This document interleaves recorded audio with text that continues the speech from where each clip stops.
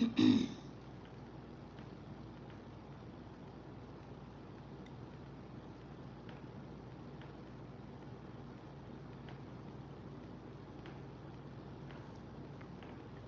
guys, you know the drill.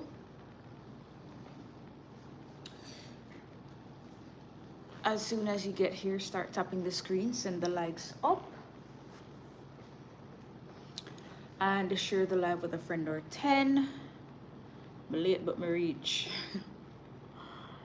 Late but me reach.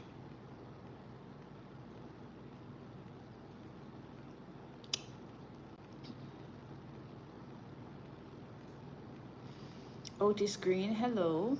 Hi Sabrina. You're early.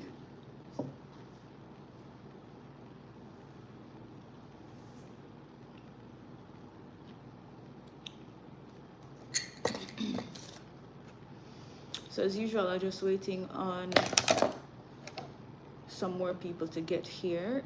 Then I will start. Hello Shanna K. I'm good. How are you? Hello to my viewer here on YouTube. Thank you for joining. How are you? I'm just waiting a few more minutes until more people get on, then I will start the news.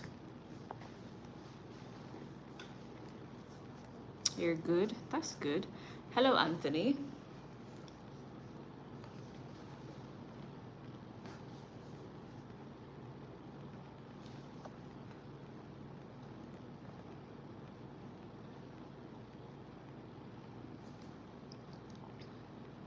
All right, Shanake, you can inbox me. Hello to another Anthony.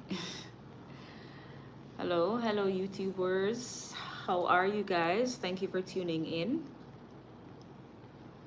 I'm just waiting a few more minutes for more of the regulars to get here. Then I will start the news.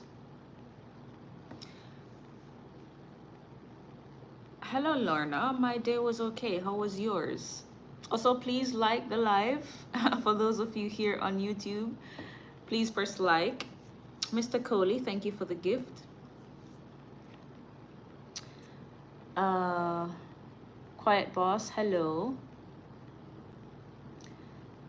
The regenerated Nick, hello. You think I need a job at TVJ? I already used to read news on TV. Hello, Jennifer. I'm doing great. Delroy, hello. Jennifer, hello.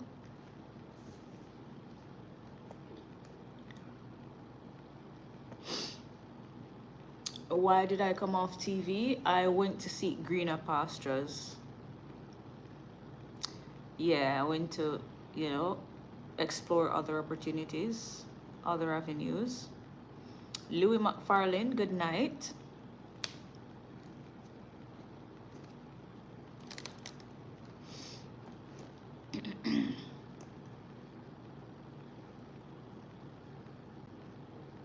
Okay, Lorna, that's good to hear. No, I am not speaking Spanish. I am speaking English.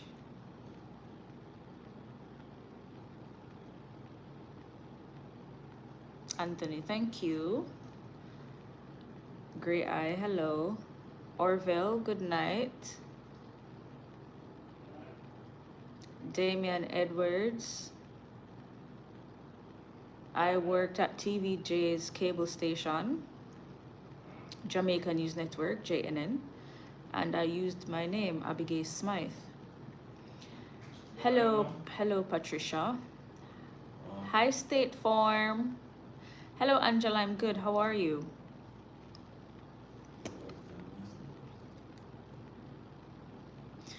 Okay, let's get into it. Steve Gordon, good night. And here beginneth. Yeah, I'm good. How are you, State Farm? Blessings from Trinidad and Tobago. Blessings to you, Red Ants. Thank you for tuning in from Trinidad and Tobago. Hello, Savannah Harris. Thank you for tuning in. I'm glad you're good, State Farm. Hello, Rosemary.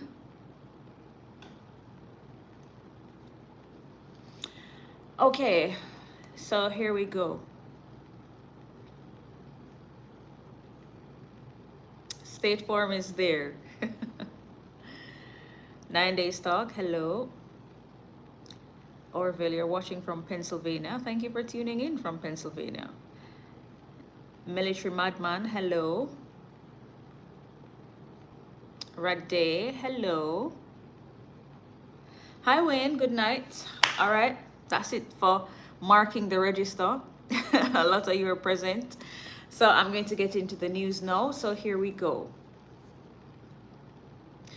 A cease and desist order has been served on an overseas-based counseling professional who had been slated to administer a raft of mental diagnostic tests to primary and high school students from February 5 to 25 after concerns were raised about her competencies by local experts. Wait 1 second, guys. I feel like one of my lashes is in my eye. I'm not seeing anything, but I feel it.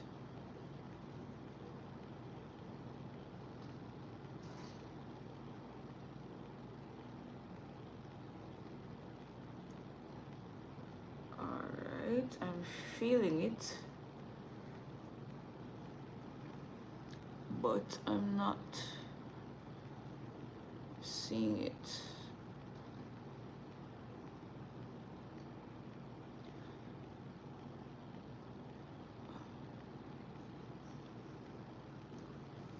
Hello, Romaine. Guys, I had to pause one sec. I feel like one of my lashes is in my eye. Hi, Richmond. All right. Henrietta, hello. God is love, hello. Sunflower Kaylee, good night. Why do I feel like I can feel something, but I'm not seeing anything.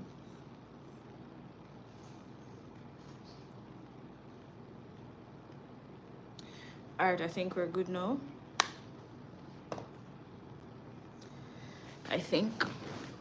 All right, let's take it from the top. Wheel and pull up. A cease and desist order has been served on an overseas-based counseling professional who had been slated to administer a raft of mental diagnostic tests to primary and high school students from February 5 to 25 after concerns were raised about her competencies by local experts.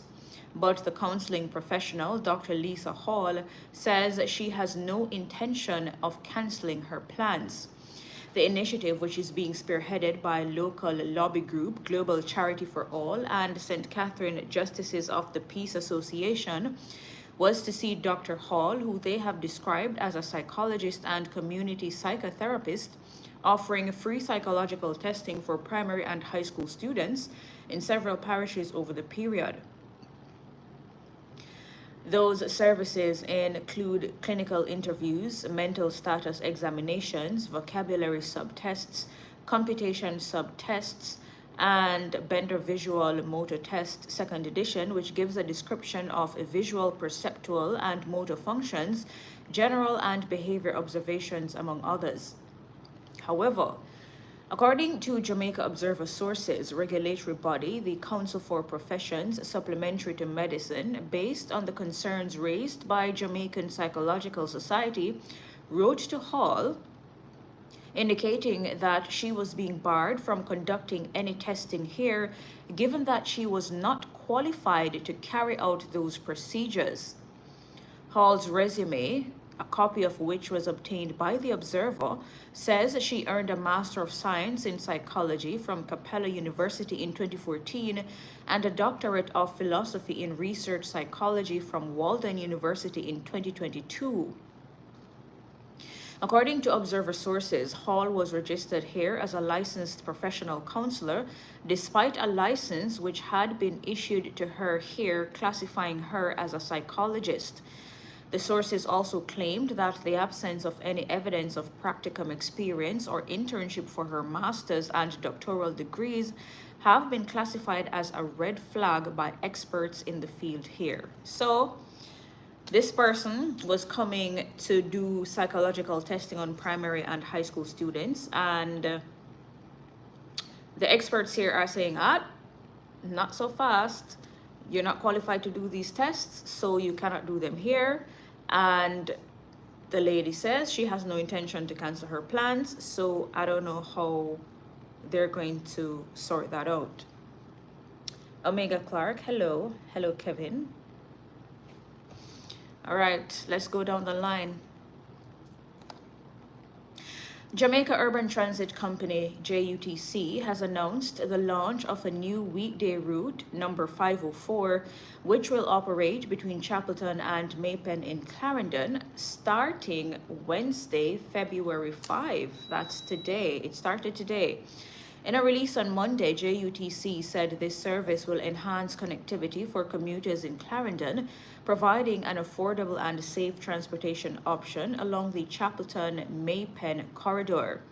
The new route will serve passengers traveling via Turners and New Longsville, offering a regular service operated from the Spanish Town depot.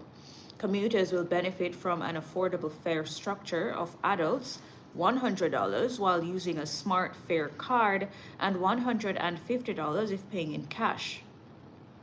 Seniors and students will pay $50 with a smart fare card, or $150 if paying cash. JUTC's corporate communications manager, Chantal Thompson, said the new route emphasizes the company's commitment to improving public transportation services across the island. That's good. That's not bad. Hello, Cosmo. That's not bad at all. We love good news, yeah? Business and tourism interests say they are encouraged by the island's reduced crime numbers since the start of this year and are urging the police to continue working at keeping Jamaica safe for citizens and visitors. President of the private sector organization of Jamaica, Mitri Siaga, says they are very happy and they applaud the JCF on the job that they are doing, and they will continue to support all efforts to ensure the continued reduction to acceptable levels. So, that's not bad either. In raw numbers, there were 73 murders, 11 fewer than the comparative period last year, while there were 78 shootings, 9 fewer than the same period in 2024.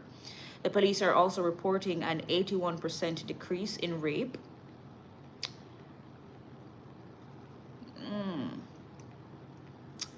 Yeah, well, the ones that are reported. But that's good news. We welcome any good news, yeah?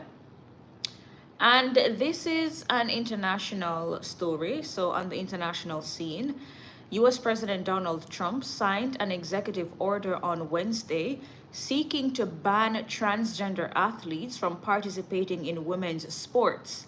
And this is in his latest move targeting transgender people since returning to office. Trump said before signing the order at the White House that with this executive order, the war on women's sports is over. Top Republicans, including U.S. House Speaker Mike Johnson and Firebrand Congresswoman Marjorie Greene, were among those in the audience to watch the signing ceremony. Trump said, "We will defend the proud tradition of female athletes, and we will not allow men to beat up, injure, and cheat our women and our girls. From now on, women's sports will only be for women." So do you guys agree with that? Do you agree with President Trump signing an executive order to ban transgender athletes from participating in women's sports? So he's basically banning males who identify as females. He's banning them from participating in women's sports. Winning woman, yes, this is my locks. So, YouTube folks, do you agree with that executive order that US President Donald Trump signed? Feel free to share your thoughts in the comments. Okay, and we go down the line. Okay, I see a lot of you agree. No one has disagreed so far. And Jamaicans shopping from online retailers like Shein could be paying more for goods in the coming months following the imposition of an additional 10% tariff on imports from the Asian country by US President Donald Trump. Managing director of a local shipping company says the thing that probably might happen, we don't know as yet, is that Jamaicans could pay a bit more for shipping packages from those places, for example, in taxes at checkout.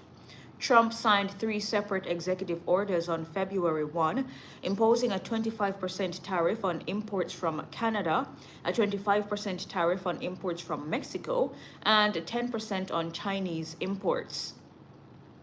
While tariffs on Canada and Mexico have been suspended temporarily, the order on Chinese imports took effect on Tuesday, February 4. For Jamaican shoppers, a crucial part of that executive order is the revocation of a tax exemption which allowed packages under $800 to be shipped directly to American consumers free of duty and taxes and with less scrutiny from officials. The exemption was particularly useful for retailers like Shein and Temu, which forego brick and mortar stores, instead shipping directly to buyers. So a lot of men. Hi, Reese. So, hello, Major Smith. So, a lot of people are joking about it. Say, oh, how the hot girls are gonna get them clothes from Shein or Temu or whatever. This won't only affect individuals, it will also affect small businesses here in Jamaica. A lot of businesses, get products from places like Shein and Temu, and this will affect them, and us as individuals and those small businesses will be paying more. And of course, people love ball when price for anything go up, so that's that. A 40-year-old phone technician was granted $500,000 bail after appearing in the Kingston and St. Andrew Parish Court on Tuesday, facing charges of unlawful possession of property. Richardo Willis was arrested after he could not account for 68 phones, 4 iPods, and other devices which were discovered at his home during a search of the premises. Appearing before Senior Parish Judge Sanchia Burrell, Willis's attorney argued that the police had only questioned his client about one specific phone, emphasizing that he has been a phone technician since 2013. Judge Burrell inquired if a thorough investigation had been carried out and whether any receipt books or records had been found to justify the charges. The investigating officer responded that Willis was given plenty of time to provide proof of ownership for the devices, but failed to do so.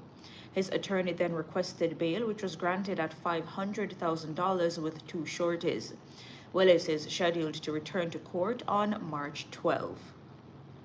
Blessed 20. Good night. Boy, Reese, I will have to invite someone on the live to break this down for us, like break it down bit by bit for us. Shika, hello. Winning woman, yes, $500,000. While expressing thanks to members of the Chinese community for a donation of tablet computers, the administrators of 2 St. James-based primary schools indicated that they are looking at further collaborations, which could include linguistics opportunities. According to the officials of the St. James-based Albion Primary and Infant School and Mount Salem Primary and Infant School, learning Mandarin could be one of the things that students could benefit from. A student leadership coordinator at Mount Salem Primary and Infant School, Yvonne Thompson-Carr, said, of course, we're open to a second language, and the Chinese language Mandarin is one that we might just think of in the near future. Not bad. Not bad at all. Whenever I have kids, I'm going to ensure they're bilingual. You know? Yeah. Listening from Hartford, Connecticut, USA. Madhead, thank you for tuning in from Hartford, Connecticut. Simple, hello.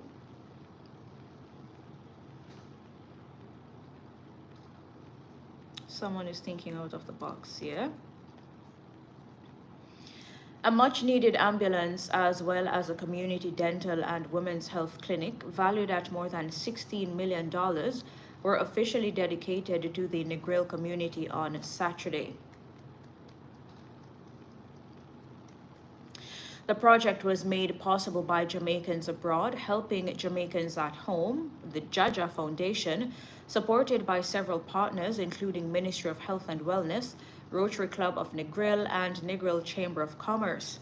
The clinic and Jamaica Emergency Medical Services ambulance service have been welcomed by the Negril community, with 72-year-old Barbara Campbell, who was involved in an accident a few years ago and is also recovering from a mild stroke, expressing joy that the ambulance will be available to people in need of the service free of charge. That's not bad at all. I love that for the people of Negril. Monster shock. So we're going to chat Chinese now. Hello, Rob Hemley. I don't see an issue with people learning to speak Chinese. I don't see an issue with it. I don't. What's the difference with kids learning to speak Spanish or French or Chinese or Japanese or whatever it is? What's the difference?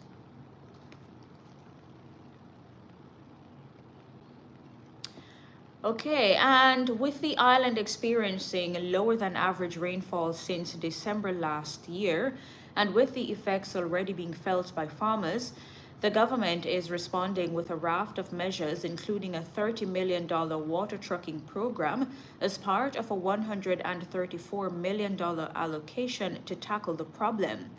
Agriculture Minister Floyd Green spoke to the issue and the government's response on Tuesday during a statement in the House of Representatives. While emphasizing that no parish has to date experienced a meteorological drought, Minister Green said it was important to recognize that 7 of 13 parishes recorded below average rainfall, ranging from 53% to 85% of their 30-year climatological mean. He noted that even in cases where some parishes experienced wetter than normal conditions, disparities in rainfall distribution have led to inconsistencies in water availability. He said farmers in parishes such as Portland, St. Mary, and Kingston and St. Andrew, where increased wetness was recorded, may not immediately feel the strain. He added that, however, in most of our western parishes, including Westmoreland, St. Elizabeth and Hanover, and the central parishes of Manchester and Clarendon, they saw rainfall levels below December 2023 and below their 30-year average. So, in recognition of the urgency of the situation and the potential impact of drier months ahead, particularly this month, February, March, and July, the Ministry of Agriculture, Fisheries and Mining has begun taking the necessary steps to alleviate the effects of the dry period and to brace for the months to come. Minister Green said they are rolling out an immediate and strategic response to safeguard livelihoods and food production because our farmers cannot afford to wait. First on the front lines is water trucking to aid in the hardest hit parishes of St. Elizabeth, Manchester, and Clarendon. The ministry has committed $30 million to this effort. To accelerate delivery, private contractors will also be engaged to ensure that each farmer benefits. So,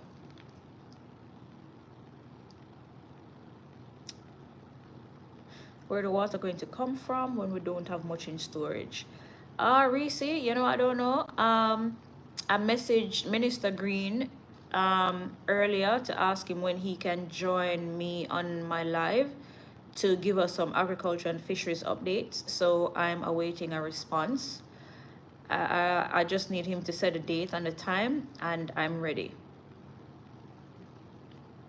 Lodi Jr., yes.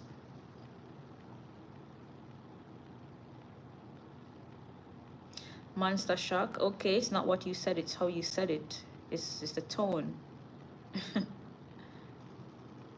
Teacher, hello.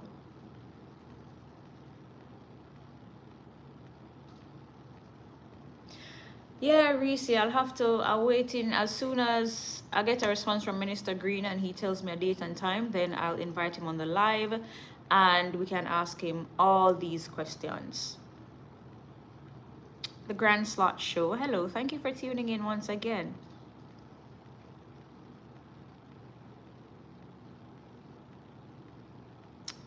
Cheesy, good night. Hello, Karen Henry. Malik, some get water from wells and blue holes. Yeah. Michelle, good night. Raw Cash, hello.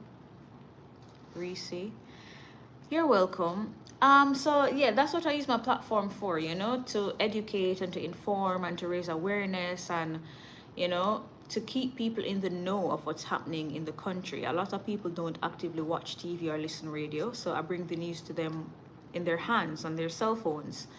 And in inviting like government ministers on my live for discussions, I'm giving people the opportunity to hear firsthand from them and to also be as close to them as some people will ever get. So when people come on when the ministers come on my live, I allow people to send a request, come in the box and talk directly to the ministers, ask their questions, share their concerns and all of that.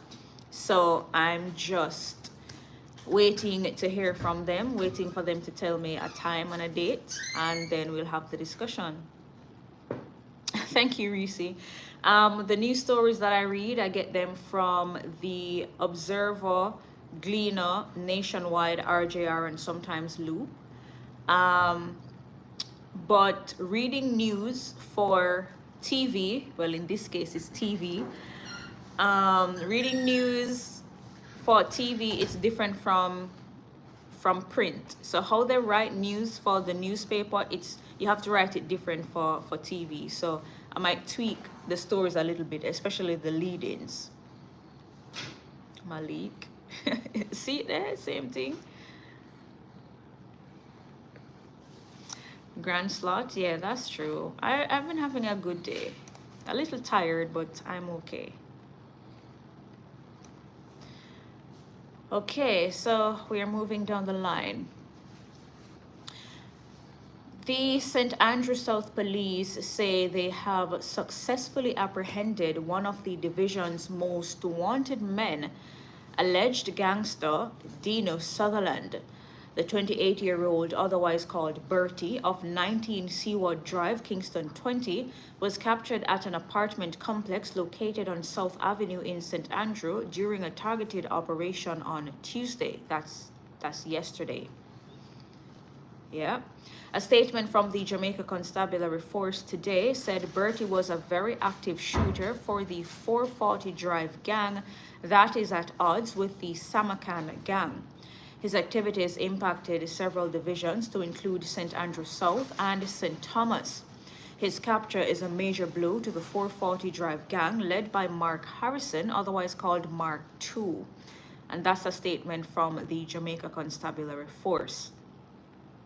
Head of the St. Andrew South Police Division, Damian Manderson, described Sutherland as a high-ranking member of the gang. On Tuesday, February 4, about 3 p.m., a team of police officers arrived at the complex where Sutherland was observed in the company of 6 other men and 1 female. Upon detecting the police presence, Sutherland attempted to evade capture by jumping from the balcony of the apartment. However, after a brief pursuit, he was successfully apprehended at a business complex along South Avenue. Sutherland is considered a person of interest in connection with serious crimes, including the murder of Ricardo Anderson, otherwise called Cardo, on January 7, 2025 at 21 Seawood Drive, Kingston 20, a wounding with intent with the use of a firearm case involving Krishna Maiku, otherwise called Barba, on January 9, and a case involving the discovery of illegal ammunition among Sutherland's identification documents. The police have since described Sutherland's arrest as a significant breakthrough in the police's ongoing efforts to dismantle criminal networks in St. Andrews South. The police are now calling on victims and witnesses of crimes committed by Sutherland to come forward. Hello, Jesse. Thank you. Tavine, good night. Trackstar, good night. I'm good. How are you? Unique, who does my hair? A loctician. Her name is Tawana. She does my hair. Yeah. All right, and we are moving down the line. The JCF has been busy at work. They have been working.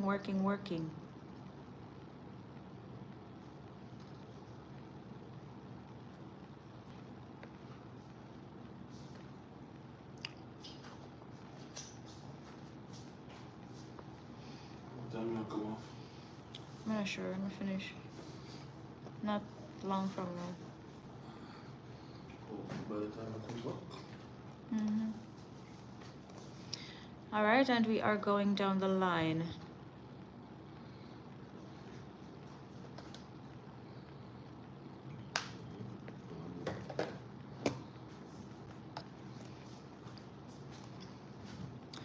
All right, and some more good news. Despite one of the driest periods for agriculture, with at least half of Jamaica's parishes experiencing lower rainfall than the 30-year average, Agriculture Minister Floyd Green informed that there has been a major reduction in the prices of some fruits and vegetables, which is a benefit for consumers. Addressing Parliament on Tuesday, Minister Green said nearly 70% of vegetables saw price reductions, some by as much as 66%.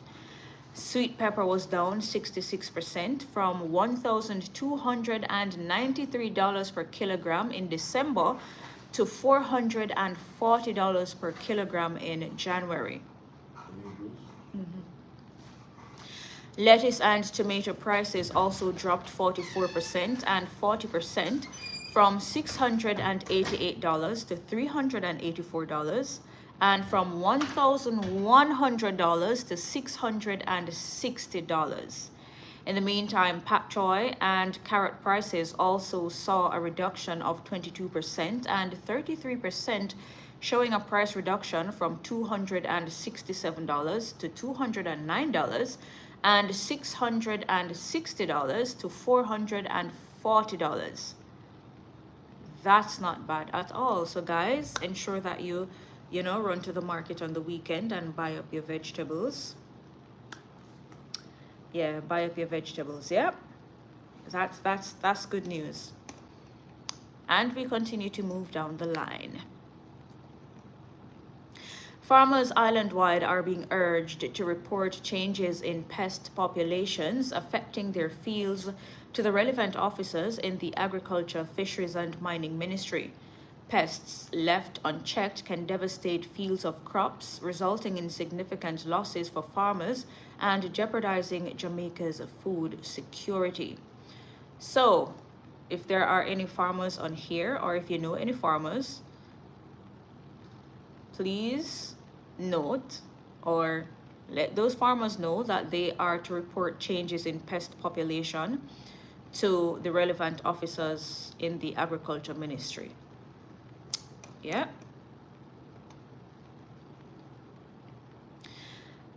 A St. Elizabeth man has been charged after he was allegedly found with lottery scamming paraphernalia. 25-year-old Daedric Francis of Park District, Santa Cruz, is charged with knowingly possessing identity information. On January 21, the police went to a house occupied by Francis and several others armed with a search warrant. The police say during their search of a room which was occupied by Francis, a book was found with information noting names, international addresses, telephone numbers, banking information, and social security numbers of persons living overseas. The police say Francis was unable to provide any lawful reason for possession of this information, and as such, he was arrested and subsequently charged.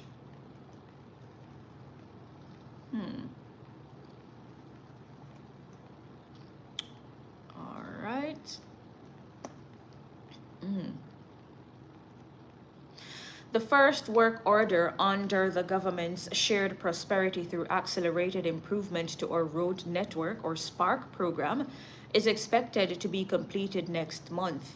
That's according to Minister without Portfolio in the Ministry of Economic Growth and Job Creation, Robert Morgan. In a ministerial statement, Minister Morgan said the 3 work orders covering 126 roads under the first tranche of the program are to be completed by June this year.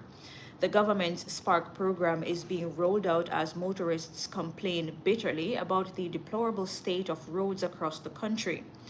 Morgan said work has started on the 42 road projects across 21 constituencies in 8 parishes, which have been included in the first Spark work order.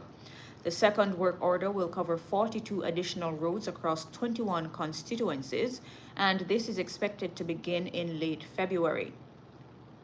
The final work order in the first tranche is scheduled to begin in March and will target 42 roads across 21 constituencies. Hello, Jerome Jackson. Well, I see some patching happening in St. Catherine. Hopefully, them not dig out back and go to square one as soon as little rain drizzle. Yeah. We need sustainable roads, to be honest. We need sustainable roads. All right. And we are going down the line. The National Works Agency, NWA, is reporting that works have commenced to replace a bridge in the community of Nightingale Grove, also known as Spring Village in St. Catherine. The roadway was closed in 2023 after the existing structure was compromised. Physical works for the bridge replacement project commenced this week and is scheduled to be completed by the end of this year. Manager of Communication and Customer Service at the NWA, Stephen Shaw, says that as part of the project, the old structure will be removed to facilitate the construction of a pre-stressed girder concrete bridge. The new structure, valued at over $249 million, will also have sidewalks for pedestrians, concrete wing walls, and parapet walls. Okay, that's not bad. Juice TV Jamaica, thank you. Bobby Brown, I don't know, but roadway as rainfall, it no mash up. Whatever sustainable means to you, yeah. Road when dig out and mash up as soon as little rainfall. Yeah. And we are moving down the line in the news. We're going down. The man who robbed a patron at a nightclub in Yuaton, St. Catherine at gunpoint on Sunday night has been charged by the police. TJ Powell, 23, of Waterloo District in Yuaton, is charged with robbery with aggravation, unlawful wounding, malicious destruction of property, possession of a prohibited weapon, unauthorized possession of ammunition, and using a firearm to commit a felony. His court date is being finalized. Reports are that about 11:45 p.m. on Sunday, February 2, Powell entered the nightclub, held the patron at gunpoint, and robbed him of $17,000. When the victim resisted, the gun-toting thief allegedly assaulted him, tearing his shirt, and striking him with a firearm. That's according to the police. Swift action by the police led to Powell's apprehension at the scene. A search of his person revealed a Beretta pistol along with a magazine containing 7 rounds of ammunition.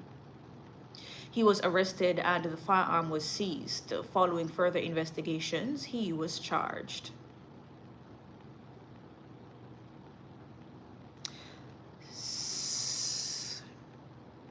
That's true, Reese.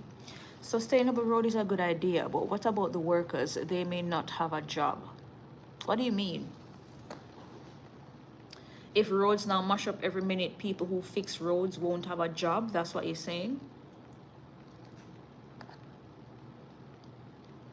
A policeman who was seriously injured when his motorcycle collided with a taxi along the Unity Hall Main Road in St. James this morning died this afternoon while undergoing treatment at the Cornwall Regional Hospital in Montego Bay. The identity of the policeman, who was stationed at the Sandy Bay Police Station in Hanover, is being withheld at this time. Superintendent Andrew Nish, the commander for Hanover, said police personnel in the division, as well as residents, are now in mourning as the deceased policeman was well loved and respected. He said efforts are now being made to contact the man's mother and sister, who are both overseas. The matter is being investigated by the St. James Police, but efforts to get a preliminary account of their investigations proved futile. The crash reportedly occurred shortly after 8 a.m. That's so sad.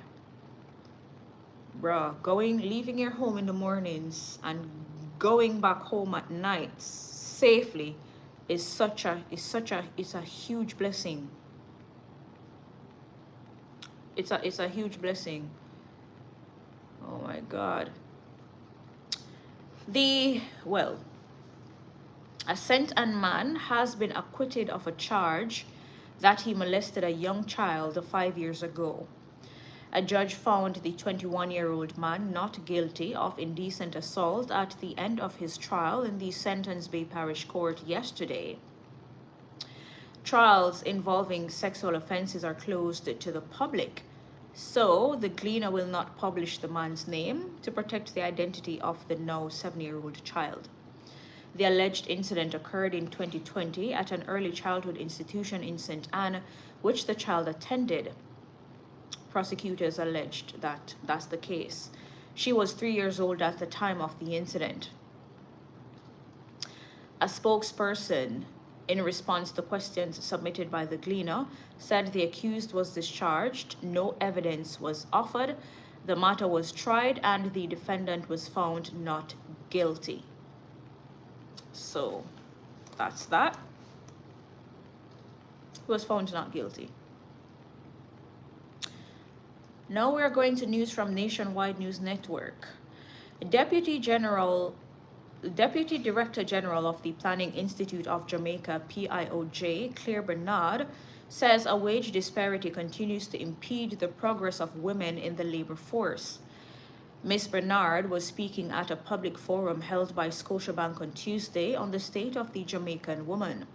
The forum was used to mark 3 years of the Scotiabank Women Initiative, which assists women-owned, women-led businesses in various sectors.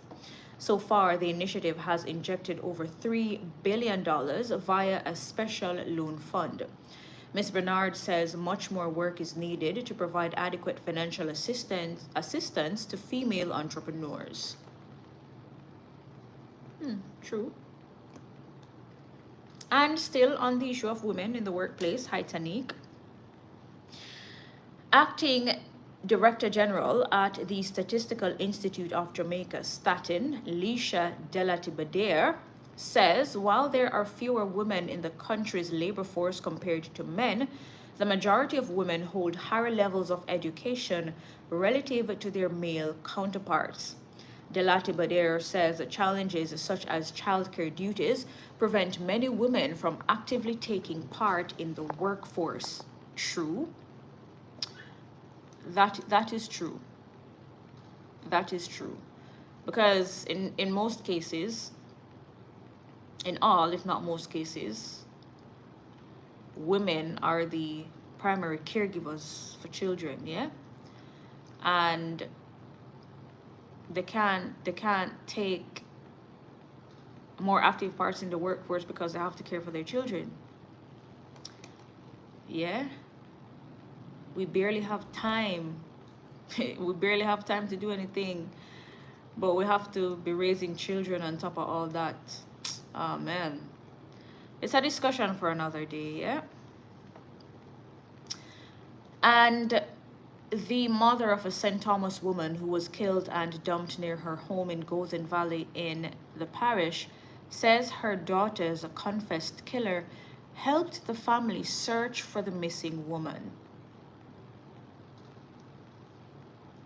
Roshni Bonfield, a mother and customer service representative, went missing on Sunday, January 26. Her naked body was found the following day in a gully. 49-year-old farmer Cecil Stewart, otherwise called Grabber, has confessed to the crime. Stewart was Bonfield's neighbor. Roshni Bonfield is affectionately called Danisha in Golden Valley.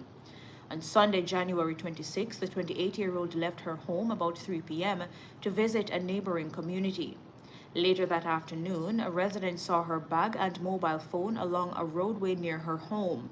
Her mother, Christine Liking, who was in Portland, received a phone call alerting her to the chilling find. Ms. Liking says she rushed back to St. Thomas and filed a missing persons report at the Bath Police Station. She says when she arrived in her community, a crowd of concerned residents and the police had gathered to conduct a search. Among the crowd of onlookers was her daughter's neighbor, 49-year-old farmer Cecil Stewart, otherwise called Grabber. She says he was one of the persons who ran over to give her support. Ms. Liking says Stewart then proceeded to help the community and police search for her daughter. The efforts to find Miss Bonfield on Sunday proved futile. A second search on Monday would lead to the frightening discovery in a gully below where Stewart resides. Miss Bonfield was found face down in bushes and her clothes were missing. Miss Liking says that the accused has allegedly told the police that her daughter's clothes were thrown in a river. On Tuesday, January 28, Stewart turned himself into the police, accompanied by his attorney. He was formally charged with murder on Thursday, January 30, after reportedly confessing to the crime. The JCF has credited diligent investigating and assistance from concerned residents for the swift breakthrough in the case.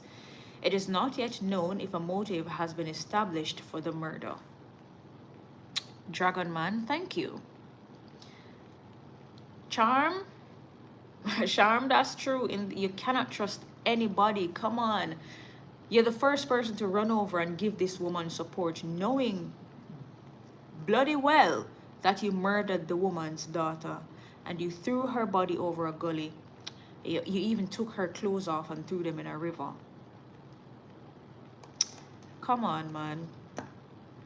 She's such a beautiful young girl. Listen, when I tell you I'm afraid of people, I am so afraid of people. I mean, having an anxiety disorder that brings about paranoia has its pros and cons. It makes me hyper vigilant. It makes me so paranoid. I question everything and everybody.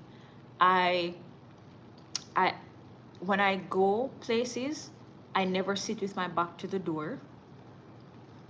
I stay close to the exit because in case of an emergency, I may first go through that door there. Yeah? Some of those things. I have emergency contacts.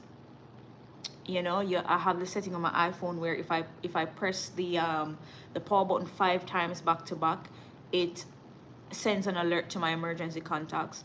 One of my emergency contacts is a police officer, close friend of mine. He's one of my best friends. He has my location at all times, and we have established a safe word. So if I'm in a situation where I feel threatened and I cannot make it obvious that I'm calling for help, I'll send him a message using the safe word, or I'll call him and, you know, say something including that safe word, and he'll know what to do once he hears that safe word. So, women, women, ensure that somebody has your location at all times. Keep your location on your phone. If you're able to, ensure that you always have data so that they can track your phone, and so your contacts who you give access to your location have your location at all times. Some people find it weird that my boyfriend has my location. I have nothing to hide, so he's going to have access to my location. Yeah, I have access to his location. We don't have nothing to hide from each other, so yeah, that's that. Anything can happen at any time, and we need to be able to know where we're there, know where each other there at all times. Just saying. I'm just saying. But it's really, it's so scary. Living in Jamaica is scary, like, and it's exhausting. You have to be so like hyper vigilant. You can't just exist and just be somewhere and just relax and breathe. You're out somewhere trying to relax and have some fun. You have to stuff your money in your brassiere. You have to stuff your phone in your pants waist. You have to clutch your handbag or your purse. Oh my God. You have to take off your jewelry. It's exhausting.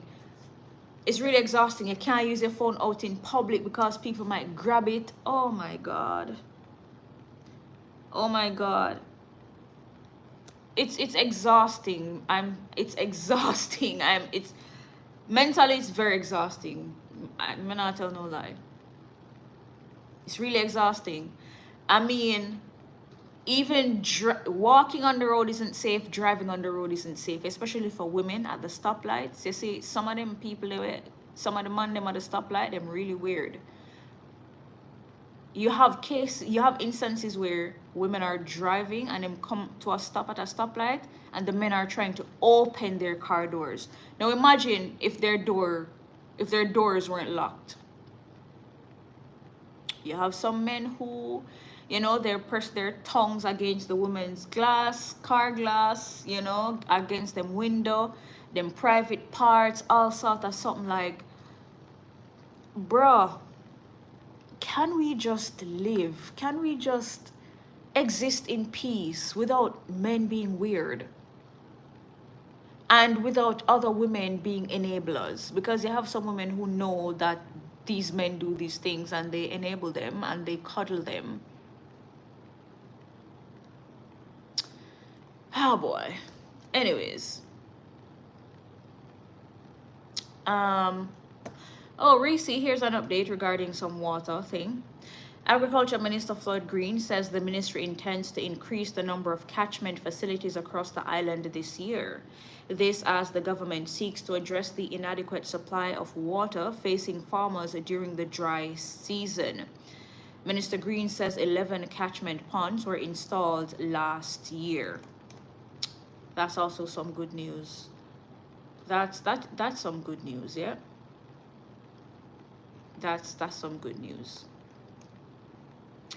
For the water thing, Reese, you know what? I need somebody to come on the live and tell me if I'm making sense, right? Kingston and St. Andrew. Half of Jamaica lives in Kingston and St. Andrew. Everybody and them granny and uncle and them auntie and them mother live in Kingston and St. Andrew. More people keep coming in, keep moving from rural parishes, from other parts of the island, moving to Kingston, because Kingston is where, you know, jobs are and all of that stuff. A lot of opportunities, yeah, for some people. So a lot more people are moving in. And you're telling me that the two main catchment, the Mona Dam and this other one, you're telling me that those two water catchments is supposed to serve, it could have barely served the people who already live at Kingston and St. Andrew, and you have more people coming in in droves every other month or every year. and the same amount of water is supposed to supply everybody. And also you have all these high-rise apartments being constructed for more people to come in and live, to depend on the water that can hardly supply everybody. I think government should make it mandatory for whoever building apartments and whatnot. They should have rainwater harvesting systems, whereas when rain fall, it catch in a drum and barrel or whatever. When you not build a high-rise apartment, them make sure say you have rainwater harvesting system. Make sure you have one tank or some whole heap of black drum or something supply the people who live on the apartment for when water gone. I think that should be a thing, because half of Jamaica now depend on the two little reservoir them. Soon and very soon, well, we're in the, hey Clarky, we're in the dry season now. We're going in the dry season. Soon you'll have water restrictions where, you know, NWC have the water on from 6 to 3 and then turn it off from 4 to 8. Oh my God. Brother, when I lived in Manchester, where I was born and raised, we don't have these issues of, you know, water lock off. We have, my father make sure build one big tank we yard and then 2 rhino tanks, you know. So,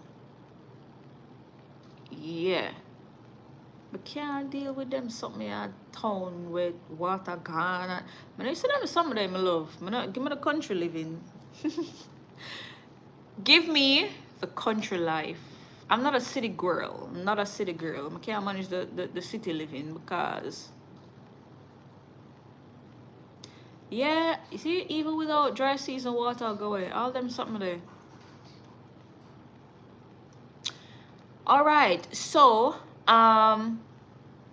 there were about 2 deportees in particular that were deported last week. One of them, it turns out that he was overseas for 33 years, deported after 33 years in the US. He spent the last couple of years in prison. He claimed he got into some trouble.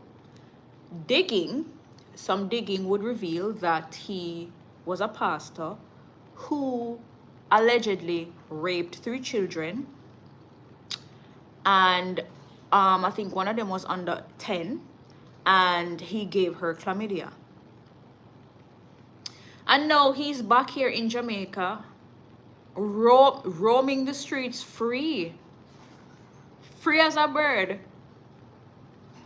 Yeah, we need that sex offender list expeditiously, and them need to make it public, because if this story wasn't published, this man would be, you know, walking around the street, probably go back around church, go be pastor and deacon again, being welcomed with open arms, while he's a child molester.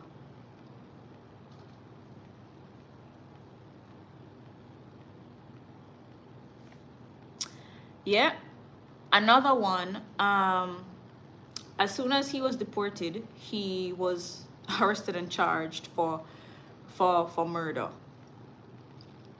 So he committed the murder in December 2023, I think. When police were closing in, he entered the US illegally, and yeah, he got caught and he was deported last week, and police hold on him. And it turns out he is, according to the police, he's the member of a gang. And yeah. But on that note of deportees, Minister with Responsibility for Information, Dr. Dana Morris-Dixon, says the government is intent on integrating into the society those Jamaicans deported from the United States. Speaking on Wednesday at a post-cabinet media briefing at the Office of the Prime Minister, Minister Morris-Dixon says not all deportees were involved in violent crimes. More than 5,000 undocumented Jamaicans who are not in detention have been issued with final orders for removal from the US. This comes as the Trump administration intensifies its crackdown on undocumented immigrants. Minister Morris Dixon says multiple ministries are collaborating to execute the government's plan for returnees.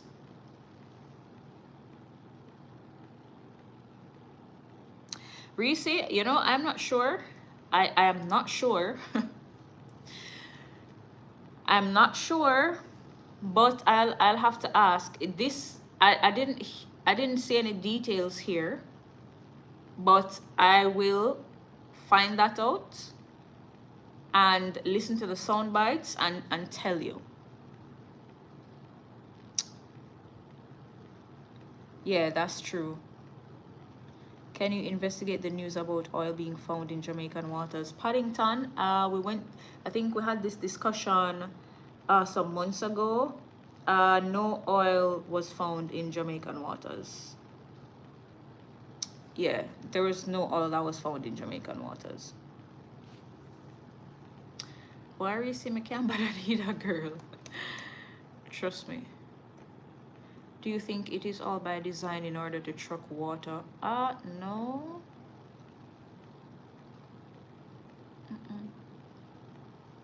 Dylan, thank you. Okay, and we are moving down the line. Government Senator Abka Fitz-Henley says while there is room for improvement, he's rejecting opposition criticism that the Holness administration has underperformed in the area of housing when compared to the previous People's National Party PNP government. He was responding to criticism from opposition Senator Professor Floyd Morris that the current administration is failing badly to provide affordable shelter for poor Jamaicans. Senator Fitz-Henley says that the current term of the Holness-led government has resulted in the building of just under 2,000 more homes, 2,000 more houses than the PNP delivered in their last term. Fitz-Henley highlighted data from the National Housing Trust, which revealed that between 2012 and 2015, just over 12,000 houses were completed by the trust. He says between 2020 and last year, the Holness administration surpassed that figure by a notable margin. Senator Fitz-Henley acknowledged that much more needs to be done to fulfill the housing needs of Jamaicans.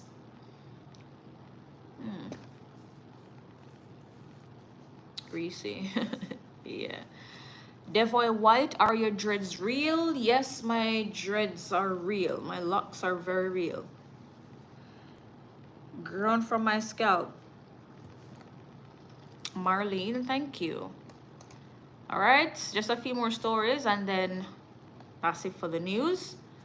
All right, a curfew that was imposed in Mandeville, Williamsfield, Porus, and Christiana in Manchester has again been extended.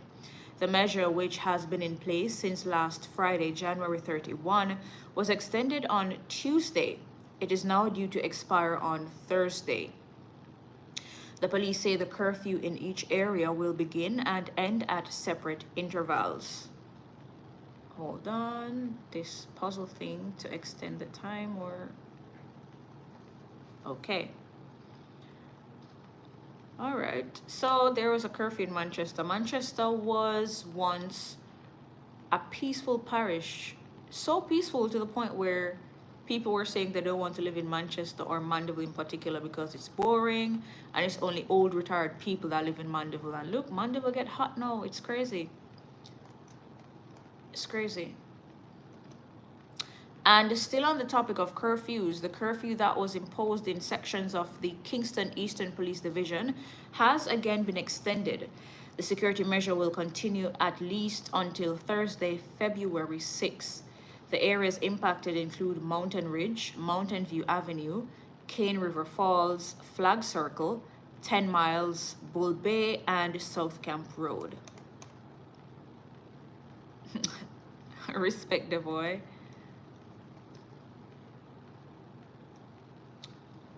And opposition spokesman on health, Dr. Alfred Dawes, is calling on the government to address what he says are deteriorating conditions at the Anatomy Hospital in St. Mary. Dr. Dawes, along with People's National Party caretaker for Southeast St. Mary, Christopher Brown, and councillor for the Belfield Division, Levon Freeman, toured the hospital on Monday. Dr. Dawes says he met with senior medical officer at the facility, Dr. Glenton Strachan, who shared that several key surgical positions remain vacant. Dr. Strachan reportedly said the staff shortage has caused significant delays in essential procedures, leaving many patients on extended waiting lists. Dr. Dawes says among the problems at the facility are overcrowded wards, outdated and frequently malfunctioning equipment, and an operating theater that is often out of service. Oh Lord, guys. In light of this story, especially the part that says the wards are overcrowded, do not add to the strain that's already on the system. Take care of yourself, yeah? Take care of yourself to prevent certain illnesses, lifestyle illnesses, yeah? For those who already have those illnesses like, high blood pressure, diabetes, heart disease, that type of thing, manage it properly. Take your medication, eat healthy, go for your checkups when you need to go to your checkups, all of that stuff. Let's not add to the brokenness of the system, please, and then turn around and complain. Let us not. Yeah. Fixing our healthcare system, it's not going to be an overnight fix. You have healthcare facilities in first world countries like the United States that are suffering, facing the same challenges. And y'all expect a third world developing country like Jamaica to have it all together and have enough spaces in hospitals to accommodate every single sick person that goes through there? Come on. Come on. Are you still living in Manchester? Yes, that's my home. That is my home. Okay, and just maybe one or two more news stories. Hello, 9. A man was fatally shot during a reported confrontation with members of the security forces in St. Elizabeth on Wednesday. A firearm was reportedly seized in the incident. It is reported that sometime after midday, a joint police-military team conducted a major operation in the community of Leeds in search of wanted men and lottery scammers. During the operation, the unidentified suspect allegedly pulled a weapon on the team and was fatally shot. The Independent Commission of Investigations Indicom is probing the incident. 32 people have been fatally shot by members of the security forces since the start of the new year. Thank you, 9. Thank you. All right, let me see what else is there. And the Universal Service Fund, USF, has donated 20 desktop computers and 2 printers to the Jamaica Fire Brigade, valued at more than $5.5 million. The items are to be distributed to fire stations island-wide and are expected to play a critical role in improving the brigade's service delivery. That's good news, and we love good news.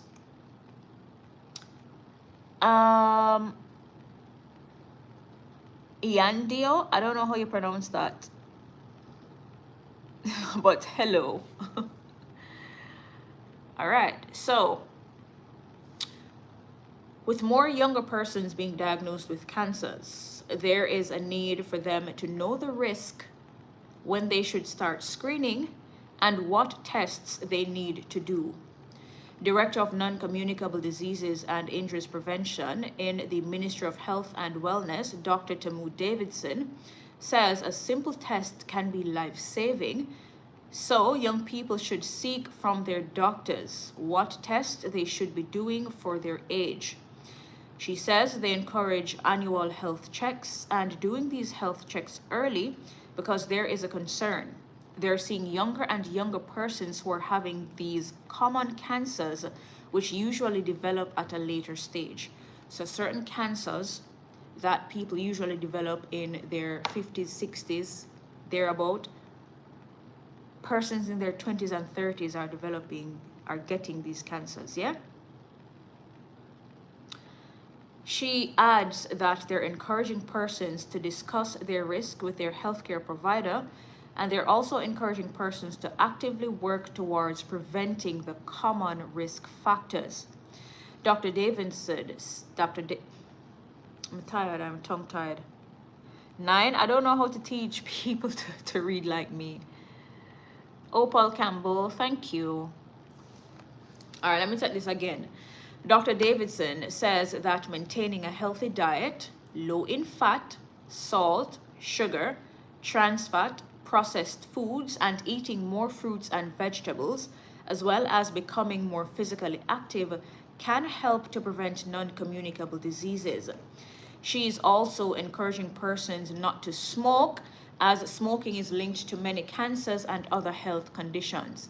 Secondhand smoking is also dangerous and puts you at risk of lung cancer, which is also on the rise in Jamaica. Secondhand smoking means you're not the one puffing the cigarette, but somebody beside you is puffing that cigarette, blowing that smoke in your face, you're inhaling all of that. That puts you at risk of lung cancer, so be careful of that. P3, Mr. Sharp teacher, yep. I was mentored by the late, great Michael Anthony Sharp.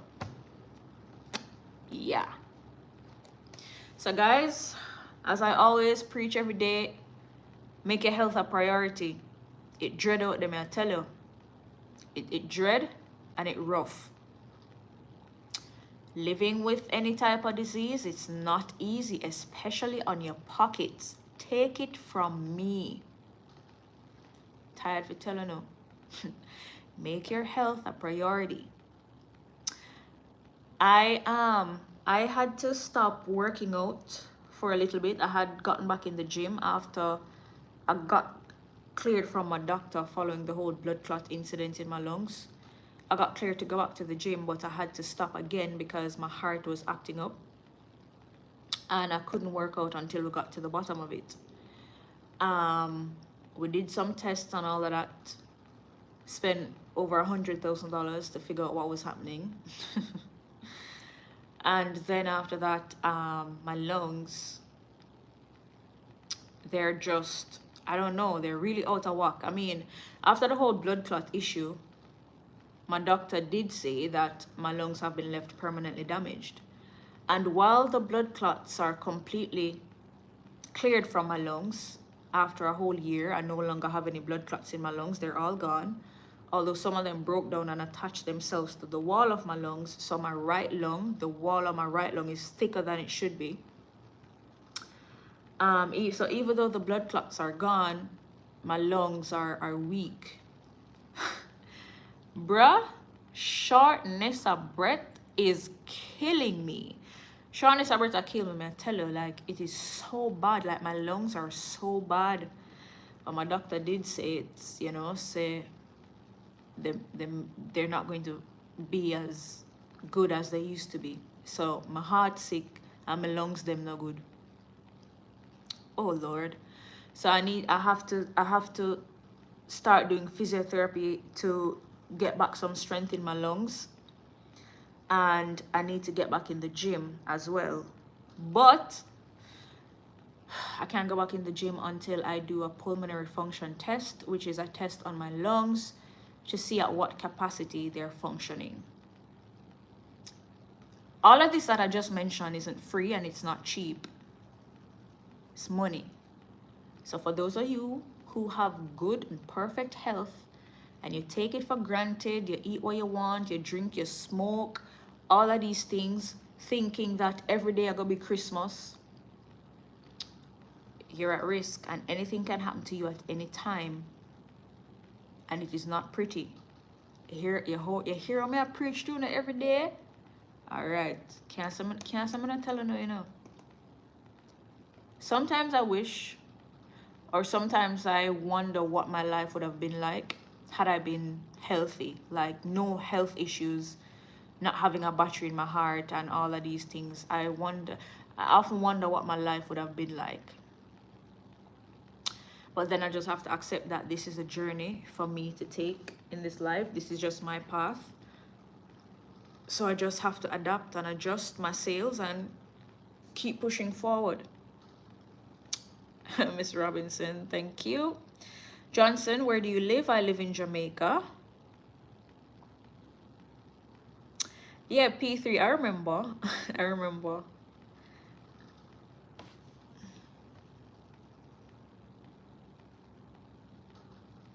Jessica White.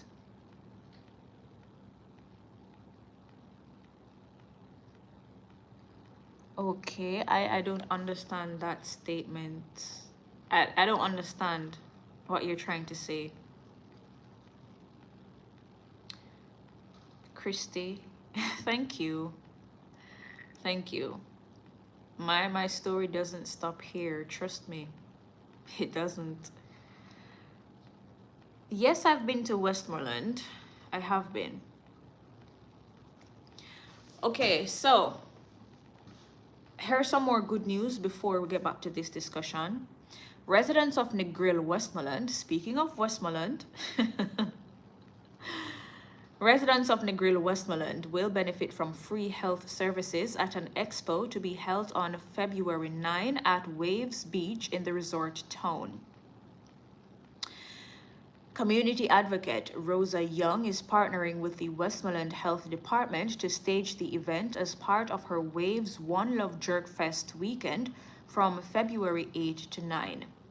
Activities kick off with an evening concert on February 8 featuring local artists before the Health Expo and Jerk Fest take center stage the following day.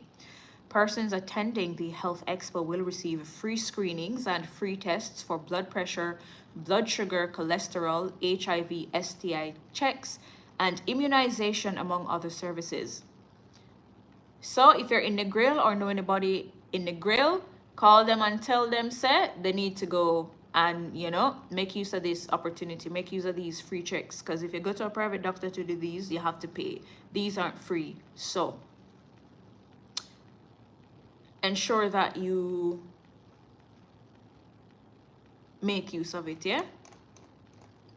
And knowing these numbers, knowing the status of these things, your blood pressure, your blood sugar, your cholesterol, can help you to know your health status.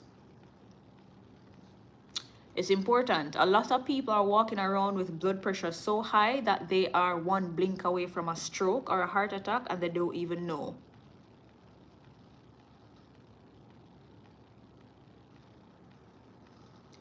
Only God can heal you. God, give me a gift to heal sick people. Are you a Christian? I believe in God and I have a personal relationship with God. 9 days talk. Yep.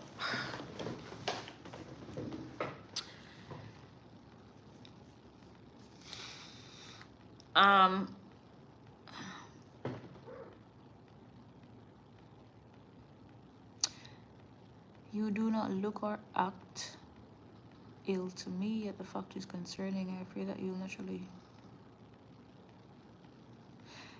Devoy White, thank you. I'm on a mission to live until I'm 109 years old.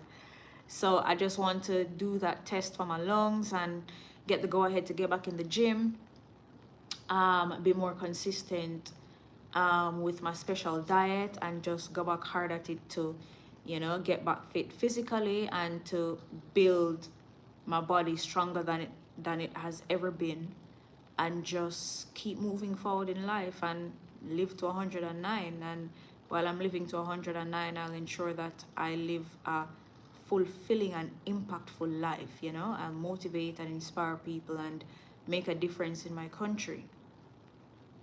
Yeah.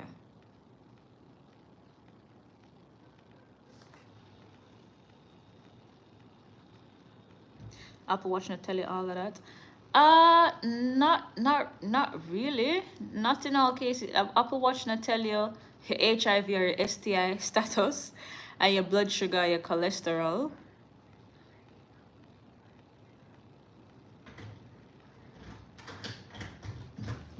I'm happy to hear that, Devoy. I'm really happy to hear that. Trust me. All right, Casmo. Yeah. Plum Wiz. Yep. That's it. 109. All right. So I'm not seeing any more news stories. So I think that is it for the news.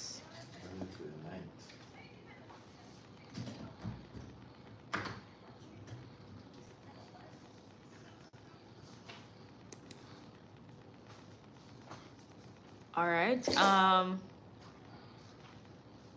P3 no. So just something that just came in. Long-serving Custos of Hanover, Dr. David Stair, has died. Stair was reportedly found slumped over in the bathroom of his Pond Peace home in Hopewell in the parish late this afternoon. According to reports, co-workers went to check on him after he did not show up for work this morning, and calls to his cell phone went unanswered. They reportedly found his house open and upon entering discovered him inside the bathroom.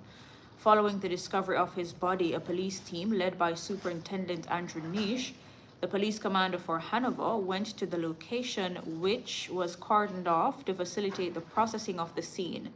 No foul play is suspected. He was a medical doctor and he worked at the Sandy Bay Health Center, where he was highly revered by staff and patients. So, seems to be natural causes.